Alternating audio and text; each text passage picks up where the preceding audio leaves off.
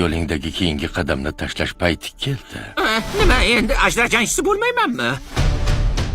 Sen Tinchlik vodiysining ilohiy yetakchisi bo'lasan. Ichki xotirjamlik. Ichki xotirjamlik. Bu yerda baliqli qiltanoqlarni xush ko'rmaymiz. Bezrali palov, sirkali lag'mon ustida lozijonlari bilan. Bu umuman ish bermayapti. Ko'chirashganimizdan xursandman. Kung fu yirtqichlarning har birini kuchiga ega chiqqanimdan so'ng hech kim menga bas kela olmaydi. Hech kim. Hatto ajdar jangchisi ham. Kim u? U eng qudratli alvastalardan biri. Bu qalami. O'sha bu qalamunni qanday topsam bo'ladi? Uni oldiga boshlab boraman. Ular qo'shin ekan-ku. Demak, biz ham o'z qo'shinimizni to'plashimiz kerak. Bu qanday joy?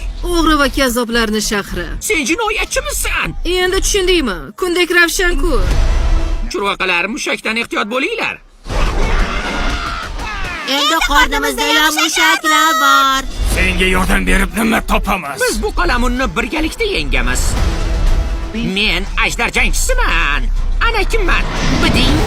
Ilohiy yetakchi bo'lishni bilmayman. Hammasi seni qo'lingda. Qo'limda pesheniku. Seni taqdiringga hozirgidan ko'ra buyukroq bo'lishing bitilgan.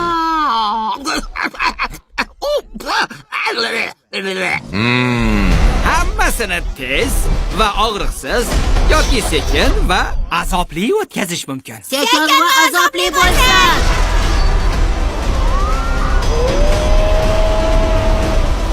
Va nihoyat uchrashdik. Alvasti. Sen bilan biz qaysidir ma'noda o'xshab ketamiz. Biding degan? Xavotir olma. O'zim ta'zirimni beraman.